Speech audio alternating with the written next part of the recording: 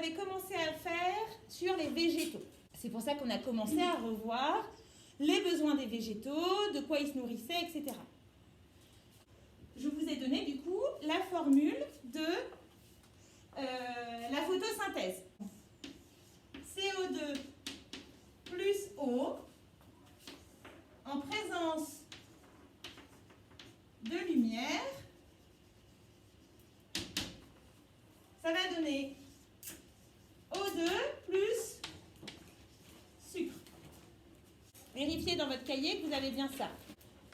On va essayer d'expliquer dans les 2 prochains cours et comment on peut, à partir de matière minérale, ici, ça c'est de la matière minérale, arriver à produire de la matière organique. Vous savez que les sucres, c'est de la matière organique. C'est ce qui va construire le corps de la plante. Donc, on va faire des expériences pour comprendre. De 1, comment on récupère le CO2. Comment on récupère l'eau. Et où est-ce que ça se passe pour produire O2 et sucre. Tout le monde est clair là-dessus? Alors, on va faire plusieurs expériences. On va essayer de comprendre déjà où est-ce qu'on récupère le CO2, où est-ce qu'on récupère l'eau. Alors pour ça, sur chaque expérience, essayez de comprendre les différents points. Donc on va faire en premier, on va écrire grand 2.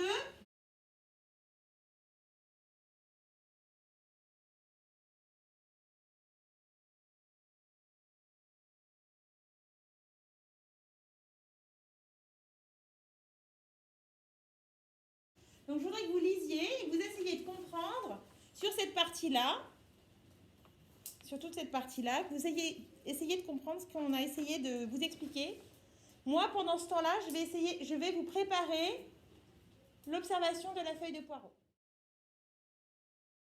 Alors, si on regarde cette expérience, on parle de quelque chose qui s'ouvre et qui se ferme le jour et la nuit. C'est quoi un stomate? Où est-ce que ça se trouve? Et où est-ce que ça peut être le stomate? Ah, on l'a là aussi, sur ce truc-là qu'on voit, qui a un truc au microscope. C'est quoi ce truc qu'on voit au microscope, Nathan?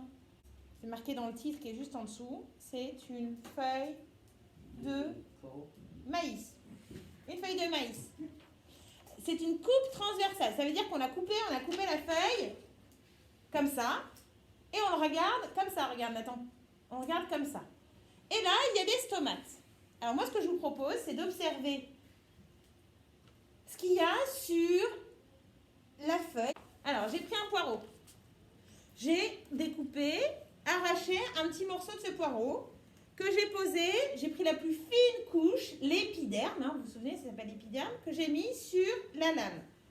Ensuite, je mets une petite goutte d'eau par-dessus.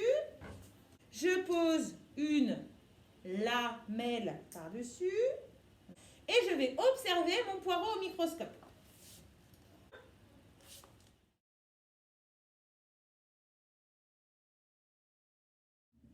Si je dessine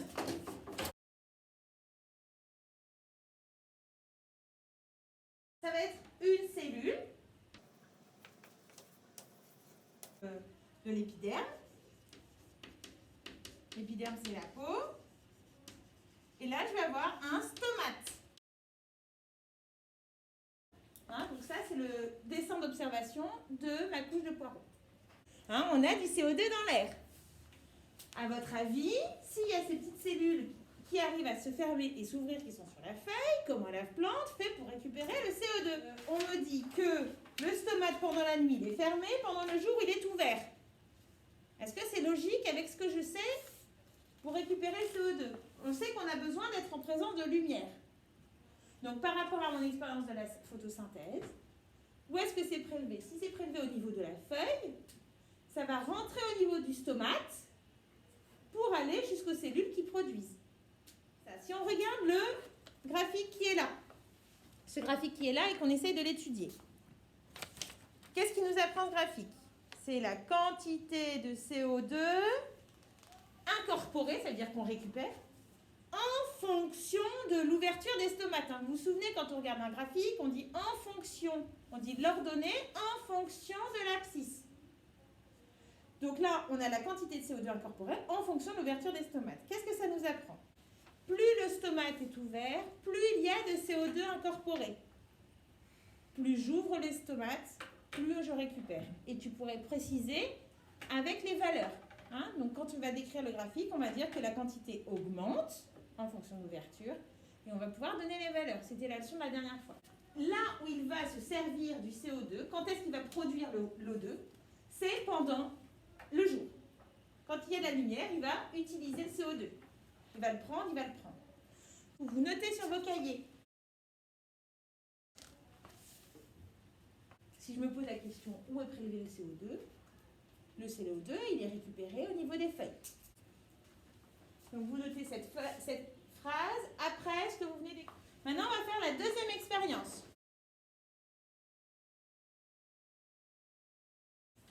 On sera un peu dans le désordre parce que ça dépend de ce que j'écris. À votre avis, où est-ce qu'on récupère l'eau? On va voir ça dans l'expérience numéro 3. Une mise en évidence du lieu de prélèvement de l'eau et des sels minéraux avec une observation de la coupe transversale au niveau d'une racine. Cette expérience, elle m'apprend quoi? Si je mets les racines dans l'eau, elles poussent. Première expérience. Deuxième expérience, si je mets de l'huile, ça ne marche pas pour l'eau. Hein. L'huile, c'est pas bon pour la plante. Si je mets l'eau dans une plante dans de l'huile, elle meurt. D'accord? Si je mets quand même de l'eau, l'extrémité de la racine dans l'eau, et si je mets l'extrémité de la racine dans l'eau, et si je mets de l'huile au-dessus, la plante ne meurt pas. Mais si par contre je mets vraiment que le bout de la racine et tout le reste dans l'huile, là, la plante meurt. Qu'est-ce qu'il y a comme différence entre le grand 2 et le grand 3? Quand on regarde l'ensemble de ces documents, ce que l'on observe, c'est que au niveau de la racine, il y a des poils absorbants. Et ces poils absorbants, comme leur nom l'indique, ça absorbe. Et c'est eux qui vont récupérer l'eau. S'il n'y a pas les poils absorbants qui sont dans l'eau, ça ne fonctionne pas. C'est un petit haricot, on voit très très bien les poils absorbants qui sont présentés. Quand on regarde la coupe transversale qui est là, on voit très bien les petits poils absorbants qui sont sur les côtés, les petits poils absorbants qui sont là parce qu'on les a découpés. Alors si j'écris au niveau de la racine,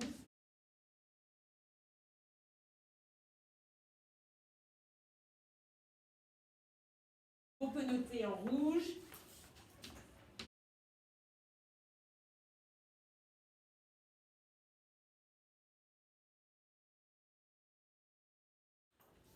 Alors, si je résume, le CO2, je le récupère au niveau des feuilles. Les racines, elles me ramènent l'eau. Parce que si je dois fabriquer O2 et sucre, et qu'ils sont aux deux endroits différents, je ne vais pas y arriver à faire ma photosynthèse. Alors, comment je fais? Ok, il y a la tige. Ça veut dire quoi? Est-ce que c'est l'eau qui va voir le CO2? Est-ce que le CO2 il descend aux racines? Comment ça se passe au niveau de la tige? Deux hypothèses possibles, le CO2 descend ou l'eau monte. Moi j'ai une expérience toute simple.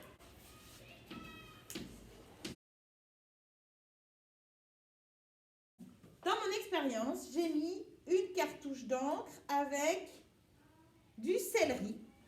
J'ai fait deux expériences. Une expérience avec le céleri, et c'était le même céleri au départ. Hein. Et un céleri témoin. Si l'eau monte, ça veut dire que je vais pouvoir colorer. L'eau va monter jusque là. Donc je vais colorer mes feuilles. Si je la coupe ici, ou ici, je vais voir qu'il y a de l'eau qui monte. Le fait de la colorer, ça va me permettre de bien la voir. On voit que là, ici, ça commence à y avoir des petits points. Attends, je vais juste vous montrer là, comme ça.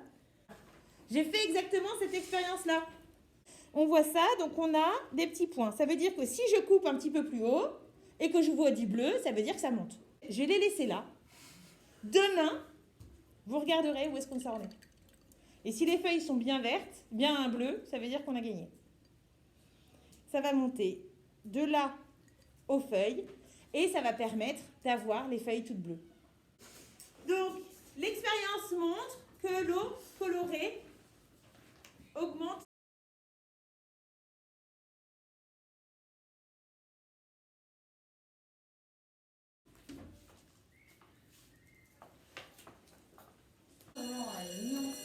un petit peu, mais pas trop non plus. À la semaine prochaine.